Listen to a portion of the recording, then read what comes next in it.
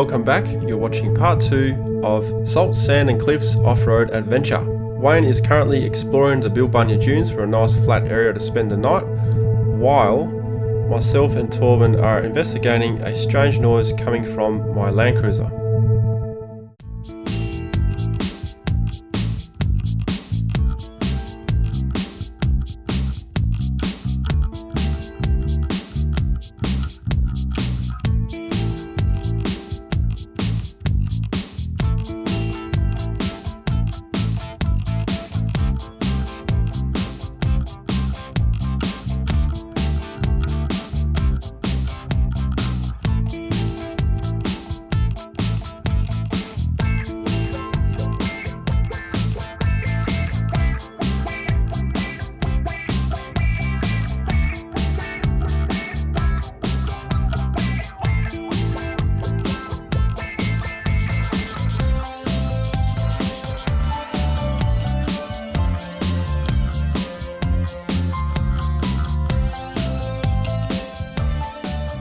In case you're wondering, more often than not, Wayne ends up being the camp scout, and he usually does a damn good job at it too. So all we have to do now is wait for him to return and then follow his tracks in the sand to the intended spot.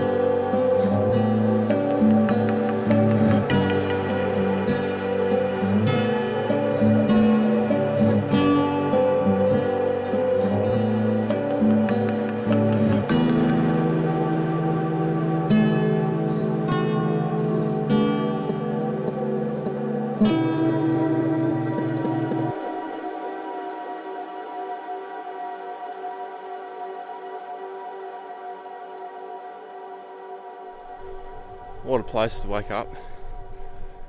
Bilbunya Dunes is so awesome. Right now I'm on one of the bigger peaks and you can see our camp just behind me there. We've had the best weather. Like, the wind has been very light to none pretty much. So it would be nice to stay here for another day, but we do have a time schedule to meet. Behind me there, that is the scarp. That's the limestone shelf.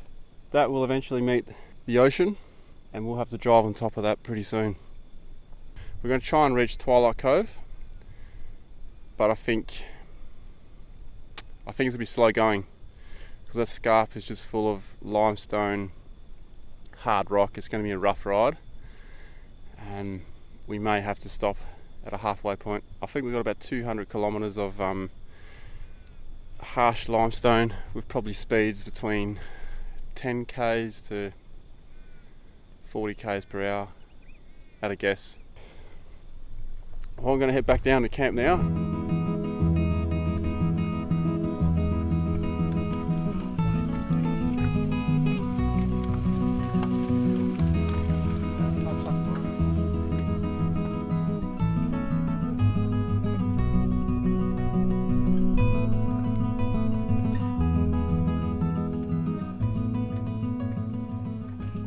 It was then time for a bit of campsite fun.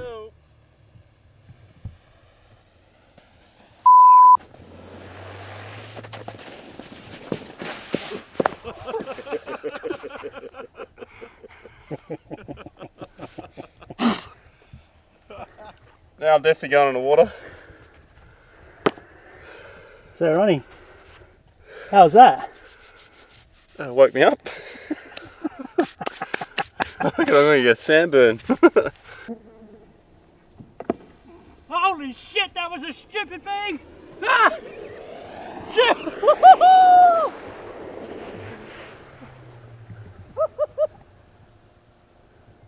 But before I pack up my swag, just a couple of things I want to show you that I use at camp. Noco sent me one of these, a GB70.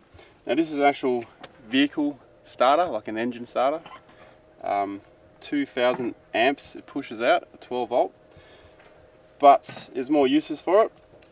I use it to charge my iPhone inside the swag, so I can set my alarm because I have time lapses going at night and I don't want to stay up till 3 AM with a time lapse.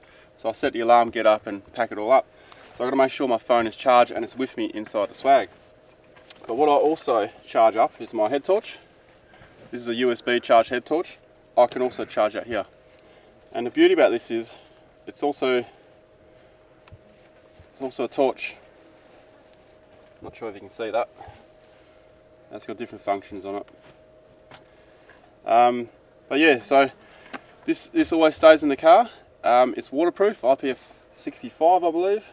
So relatively waterproof, splash proof I guess. But this stays in the car, so if you're out by yourself and you get a flat battery from camping, we can start it with this thing as well.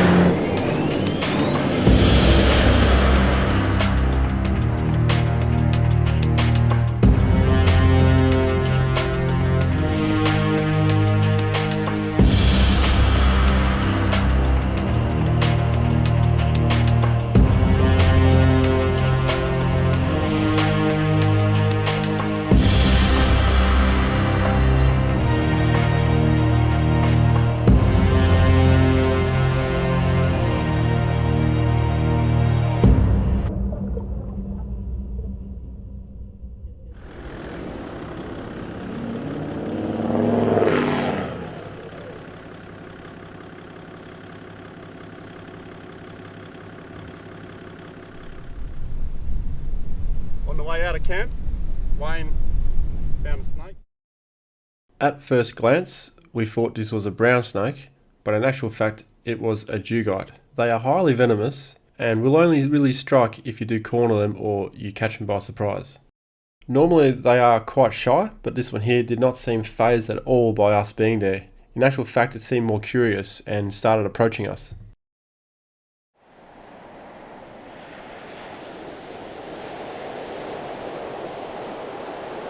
The weather down here is absolutely amazing.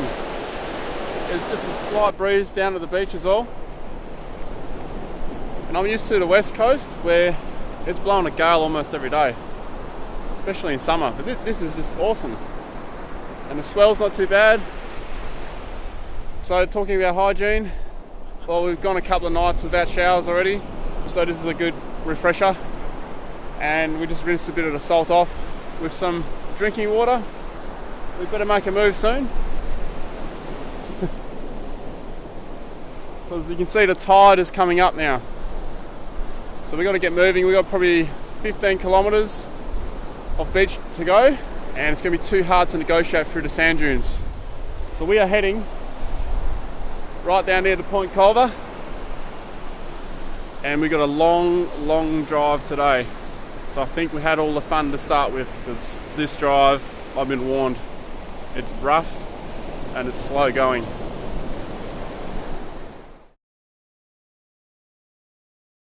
Got a bit of an issue with the cruiser.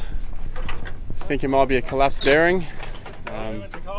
Yuha luckily is carrying a spare bearing, but we don't have a spare steel.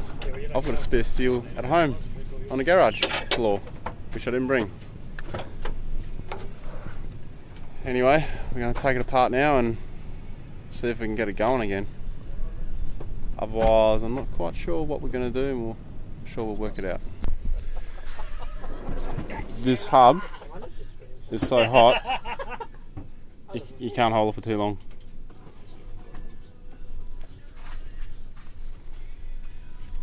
So you don't want chili finger on there?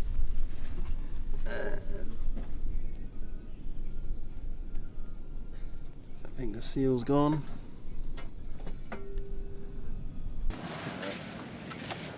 Definitely.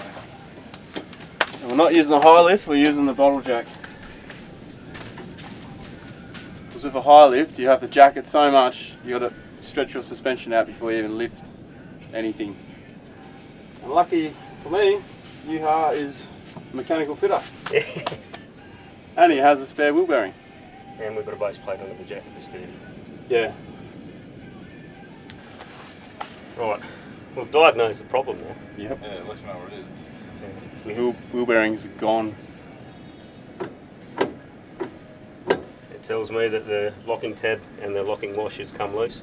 Yep. And it's given too much free play. That's why your ABS light would have come on. Because the sensor's too far away from the spindle there. Yep.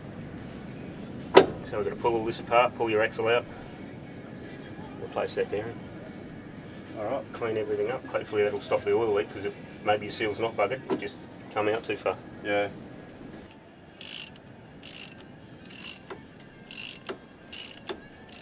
Just going to need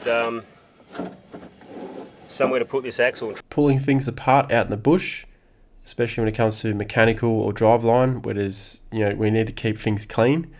Garbage bags are your best friend, so always carry extra garbage bags. You never know what you need them for. This is the moment where things are about to go from bad to worse.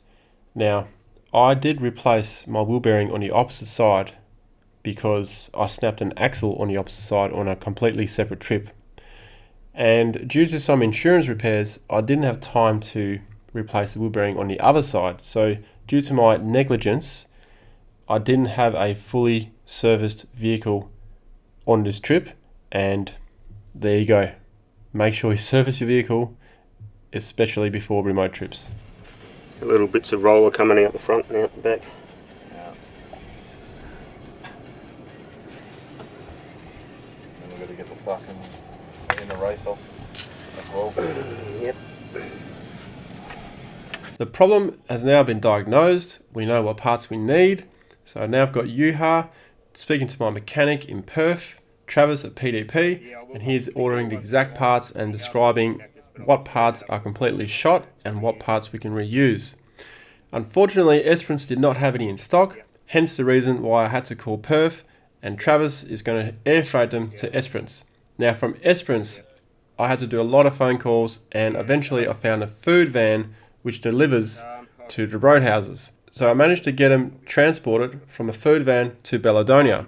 And then myself and Wayne were going to hop in his Land Cruiser and do a 10-hour return drive to meet the driver and bring the parts back so we can get back on the road. Oh, it's the blocking nut itself was nearly off the stub axle and it's been rubbing on the inside. The bearings are completely shot. The hub has taken a bit of damage, but you reckon it'll be alright? Go again. To keep us going on this trip and then get us on the highway. But I'll need a new one of those as well. UHARD does have spare bearings for his 105 series, which are exactly the same as the 79 series and a lot of other Land Cruisers, but he doesn't have the seals for them. I've got the seals at home on my garage floor, but I didn't bring them because I didn't have a spare hub anymore or a spare bearings. So it's just funny how things work out like that. It's ridiculous how things work out. So I'm going to ask the question to you guys. If this happened to you and you're by yourself out here, you don't have a spare one and you don't have a satellite phone, what would you do? Start with you, Wayne. Quick answer. Send a smoke signal. Send a smoke. Start walking. Stay with the car. Start with the car. Comes along, yeah. I'd do some serious bush mechanics and get that thing working. Okay. There's always a way. There's always a way with bush mechanics, but the only way we all figured out how we're going to do it was use that sandboard and that big log we're going to burn tonight somehow. But there's no way this is getting up that scarp with With a ski. No way. That track is rough as guts. End of the day, with the parts I have, we can get you to the road. Yeah, we can, but there'll be no oil left. No. And trip over. Yeah, and then trip over, correct. Maybe even diff over.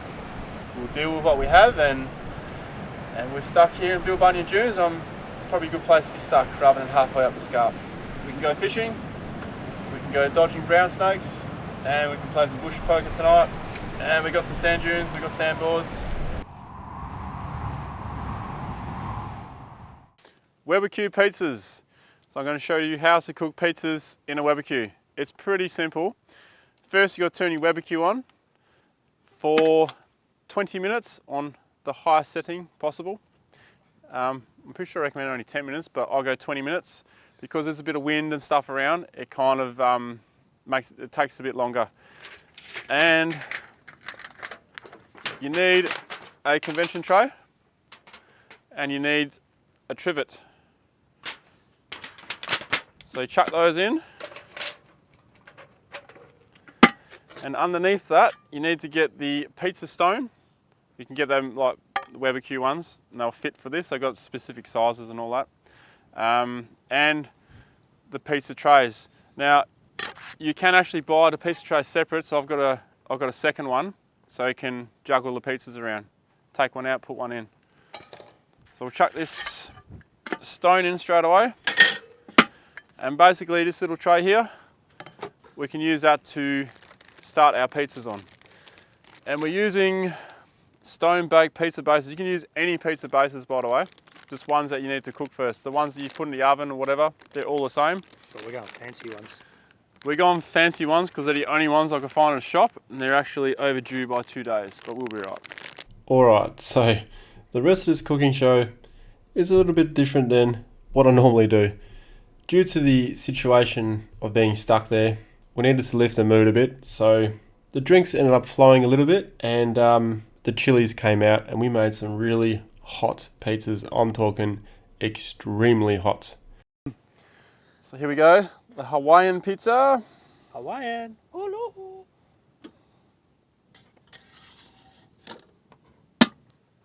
They say to turn the heat down a little bit for pizzas, but I find leave the heat cranked right up.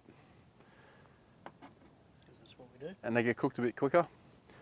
Like we're out here in the outdoors again, the wind kind of swirls around a little bit. And we're going to leave the pizza in there for about 20 minutes. I know it takes a bit longer. 20 minutes? Yeah, 20 minutes. Domino's is quicker. All right, call Domino's. Let's see who gets here quicker. Harry, I'll borrow your sat phone. We now need the hot chili flakes, please, Wayne.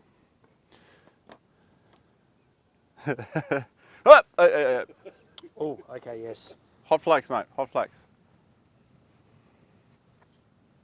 Ooh. Right, don't go easy on that stuff. Oh, hang on. I'm going to flick it for you. Yeah. There we go. Go for it, mate. Jesus.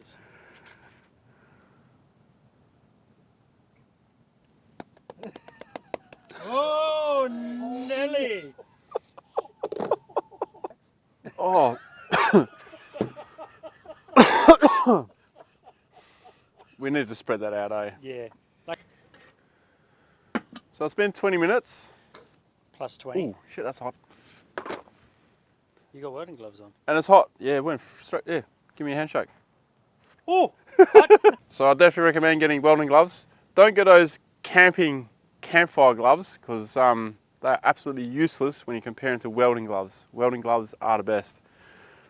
Speaking of hot. Torben's hot pizza. Hot. We're back, and he's got chili in his eye. He touched the because he was cutting up the other pizza, and then he rubbed his fingers in his eye. So, It was half an hour later, but and he found this real amusing.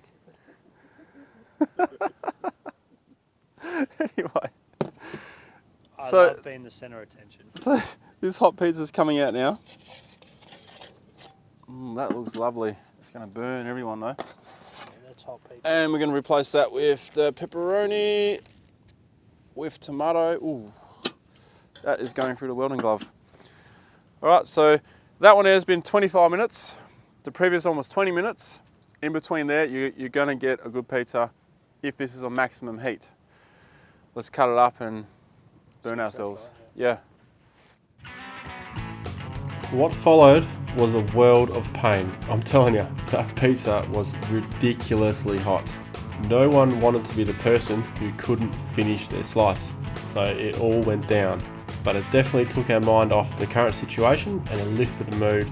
It was a good night. Definitely one to remember.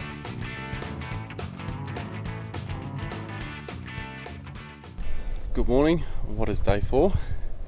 And this morning, to me, mainly, is probably for the boys when I wake up too, is a realisation that we're not going to reach South Australia, which is our intended destination.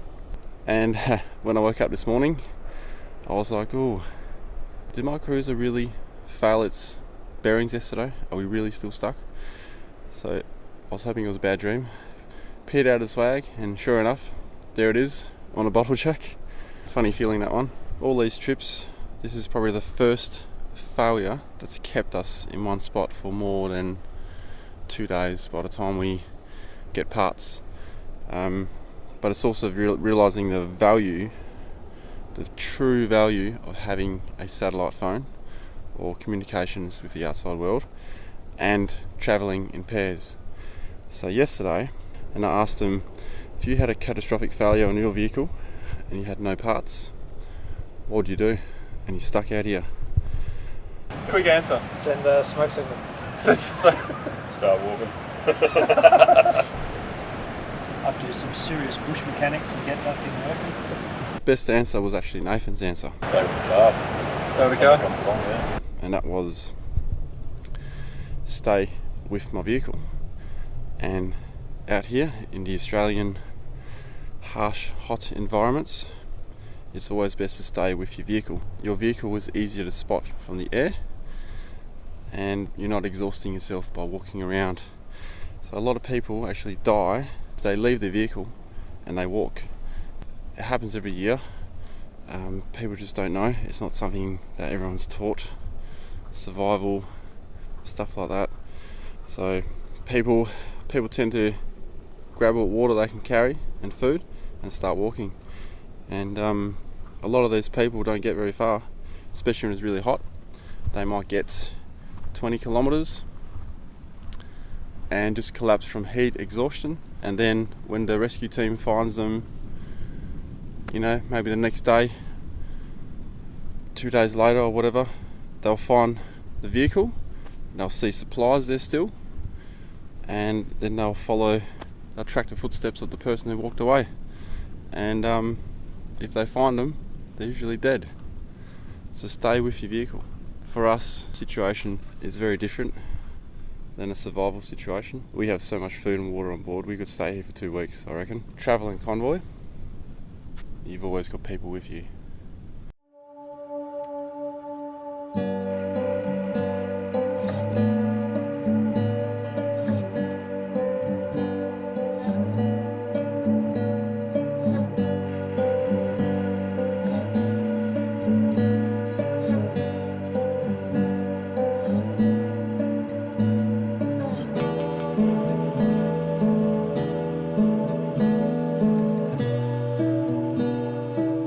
For the first time on the trip, the weather decided not to play the game anymore. So fishing wasn't quite working out, and sandboarding on the dunes, well, it was just so windy. So we ended up killing a bit of time, going on a bit of a treasure hunt through some sea rubbish.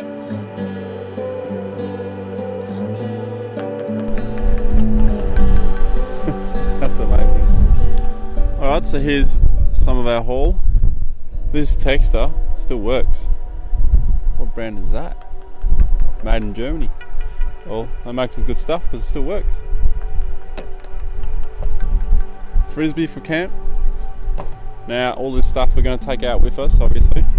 And we can't pick up all this stuff. I mean, we need a dump truck to get all that. Nice little comb. Little boy here. I'm going to take this one home for the kids. Going to paint some eyes here.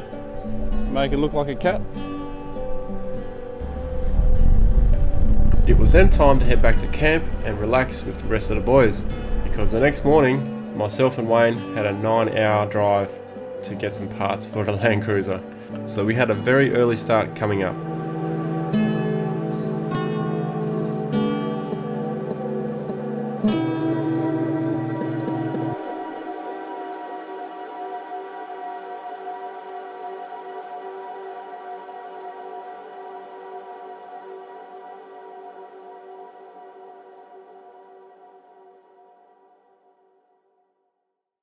Coming up in part 3, we have epic views, things get repaired, angry wildlife, we get severely tested on some tracks, and the great way to end the trip.